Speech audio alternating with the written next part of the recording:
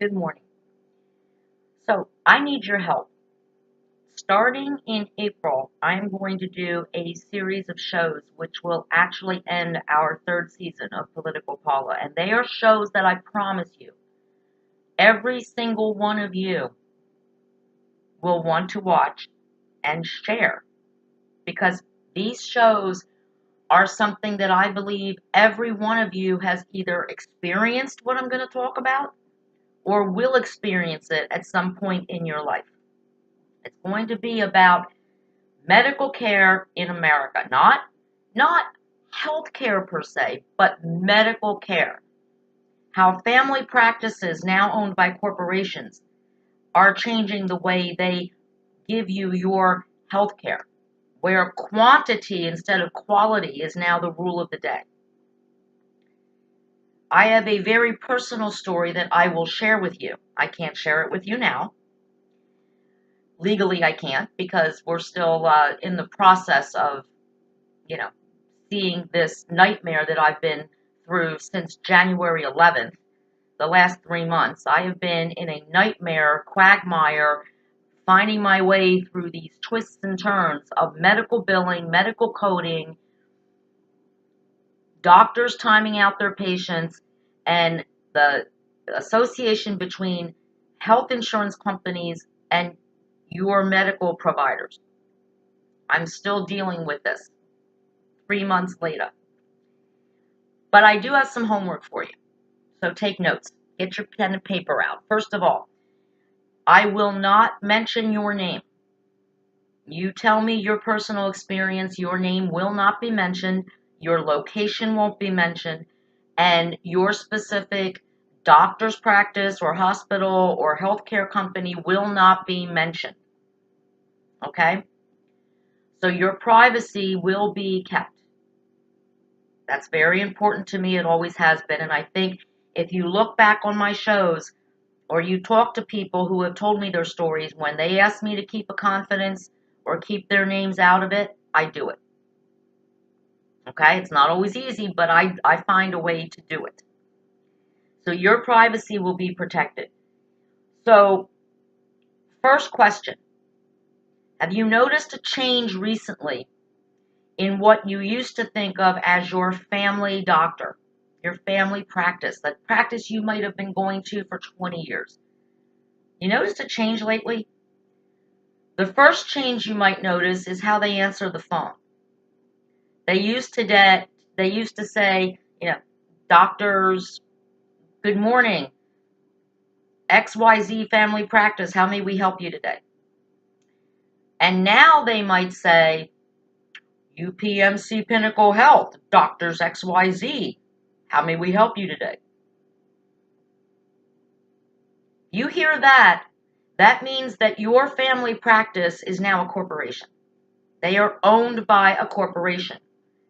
And that the corporate people who are not doctors, who never took the oath of first do no harm, are making the rules about your health care.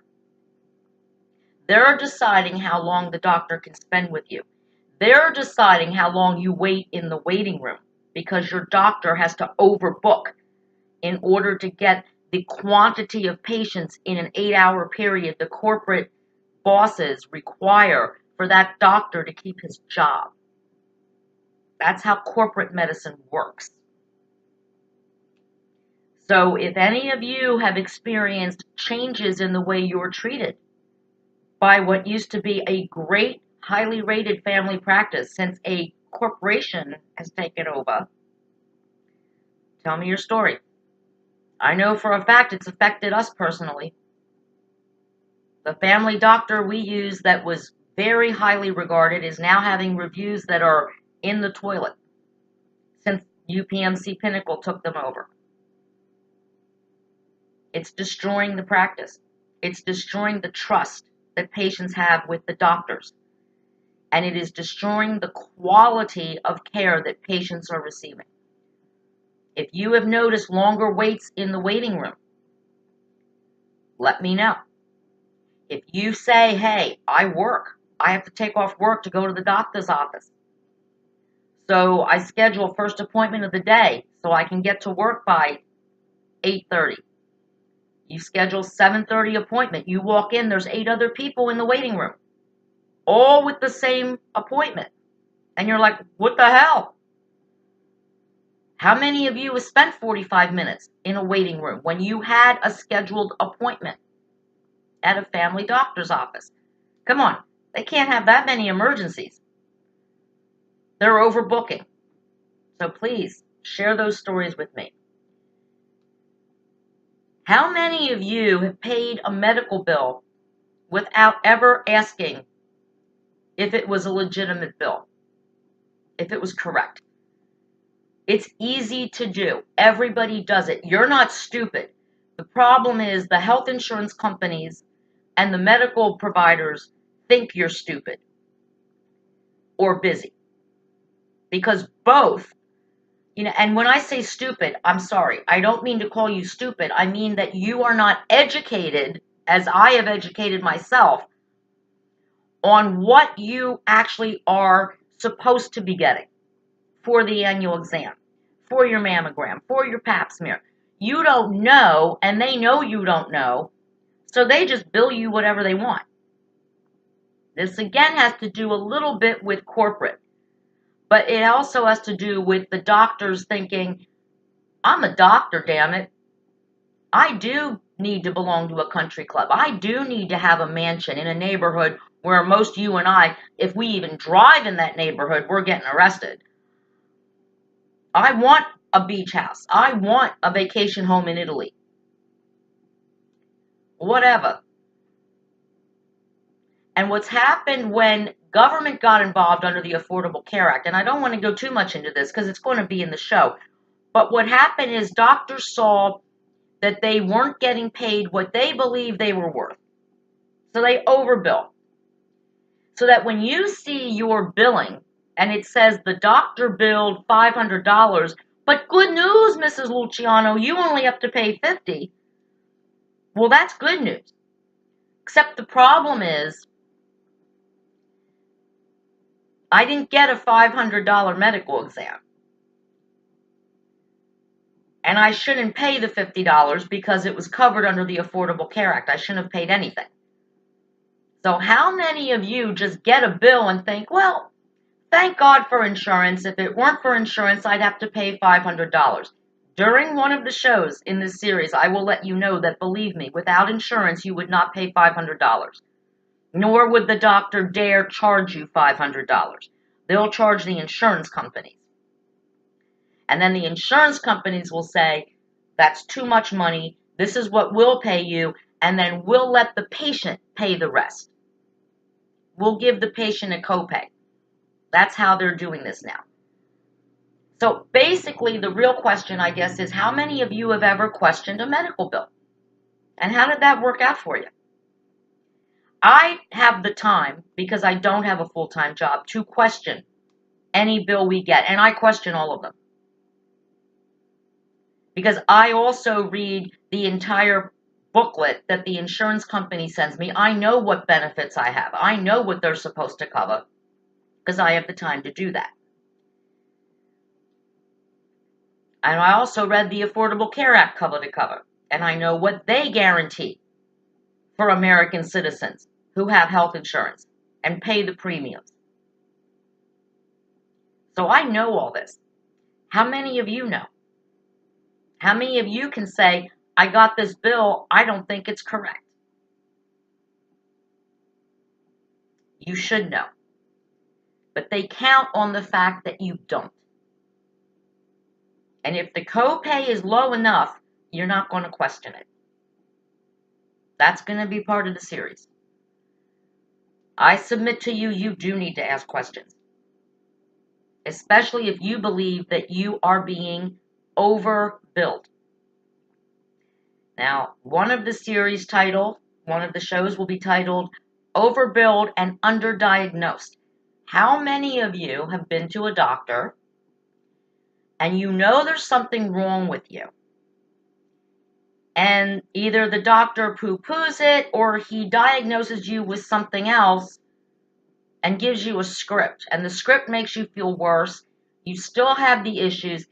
And How many of you basically have had to go from doctor to doctor to doctor because you're not getting a thorough exam or your doctor isn't listening to you? How many of you have had a false lab report, a false diagnosis? How many of you have had a clean bill of health only to find out later that the doctor missed something and you're actually really a lot sicker than you thought? Oh, I have stomach pains. Well, it's an ulcer. No, see, it could be pancreatic cancer, but again, or, oh, I don't feel well. Well, here's a prescription. Come back later and have another doctor visit. I'll bill you for it. We'll see if the script worked. And the prescription makes you really, really, really sick. One viewer told me that he was on a prescription and he felt like he was a cancer patient. Went off the prescription, feels like $1 million. Turned to supplements. Turns out this viewer's family doctor doesn't believe in supplements. Well, guess what? The supplements are working. The prescription didn't. But I bet the doctor enjoyed the cruise the pharmaceutical company sent him and his wife on for overprescribing the farm drugs. We all know that happens. There was a whole 60-minute show about it. How many of you have noticed that all of a sudden you call your doctor with a question and it takes 3 or 4 days or 2 weeks to get a call back? And you don't get a call back. The doctor doesn't call you. A nurse calls you. Or the receptionist calls. Well, I talked to the doctor and he blah, blah, blah, blah. Funny thing is, and this will be part of the series, I'm going to tease some of the episodes. I got a call from a doctor and I wasn't even the doctor's patient. I got a call, 2 calls in fact, left a message, just had to talk to me. I didn't understand the reason for the call until 2 days later. Then I understood the reason for the call. The mysterious phone call from the doctor. That's one of the episodes I'll be doing. Very interesting. In fact, I told a friend of mine recently, I had dinner with her and she works in the medical field. And when I explained this whole story to her, her mouth dropped open. If she had had false teeth, she would have lost them. She couldn't believe it. But I experienced it. It happened to me. And I will be telling that story to you.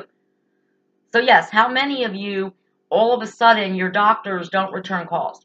The doctor's office doesn't return calls in a timely manner. I submit that could partially be due to being overworked, due to corporate rules, but it could be other things as well. It's that if they can't bill you, which by the way, it is illegal for any doctor to bill you for a phone call. Maybe they only want to talk to you when the clock's running, the meter's running, when they can bill you for it. Well, I'll be happy to talk to you about this if you just come into the office. Yeah, how about talking to me about it right now? Not that big of a question. So I'd like to know if any of you have dealt with that recently. I think that's about all my questions. Overbilling, scripts, overbooking, trouble getting calls back, and misdiagnoses or non-diagnosis. You know something's wrong, but the doctor keeps telling you you're absolutely fine.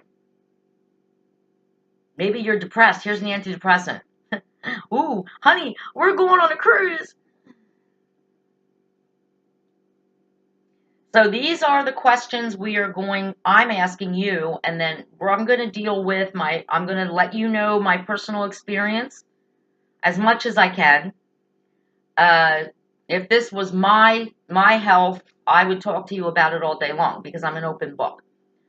But the stories that I will be telling are not my personal stories. So I do have to respect people's privacy when they choose to remain private and not want the whole world or my viewers to know everything about their personal health care. And I understand that. But if I can help one person by doing these shows not to go through what so many of you have already gone through, what I'm going through. You know, I've been so blessed. My family is so blessed that we are so healthy, that we don't deal with insurance companies and doctors, and we don't go to the doctor every 5 minutes. We've never been to the ER. We've never been in the hospital. We don't have surgeries. We're healthy people. So when we do have these issues come up, it's surprising because we are healthy. For the most part, we are healthy people. And yet we're still getting cheated. Maybe we're getting punished because we're too healthy. And that when we do show up at the doctors, they're like, well, we're not going to see them again for 5 years. We might as well get everything we can out of them in this one visit. I don't know. I don't know. But I will tell you this. Political Paula, I have been researching health insurance, medical rights, healthcare issues for 15 years. Long before Facebook, long before Political Paula, I've been on top of it. My husband and I were self-employed for many years. Every year we had to change insurance companies because they kept raising our premiums. I was the one who went through every word of what was covered under the health insurance and what wasn't. Actually, what wasn't covered was this thick. What was covered was this thick. So I do know health insurance. I know the way they work. I know now how corporate medical offices work. And I did a speech recently publicly that is on my Facebook page. I think I shared it on Political Paula as well. I went to this hospital was being closed in our city. Now we only have one hospital. It's already causing damage to our community because people are having to wait hours and hours at the emergency room at our one hospital in a city that is growing and getting bigger. And I spoke and I said, I did a quote from And the Band Played On, one of my favorite films. And at one point, and I did say his name wrong in my speech, it's actually Matthew Modine was the star of the movie. And he said, when doctors start acting like businessmen, who do the people go to for doctors? And that resonates with me because that movie was made a long time ago, in the 90s. And that quote resonates with me. It resonates with me. Because we are seeing this happen right now. The movie was prolific, prophetic. Who would have thought that some corporate bigwigs who never went to medical school and have no dealings with any of you, the patients, are deciding how much care you get, how long your doctor spends with you, and even what they bill your insurance company. So I'm looking forward to doing the series. I'm looking forward to reading your comments. Once again, you can message me on Facebook and tell me your story.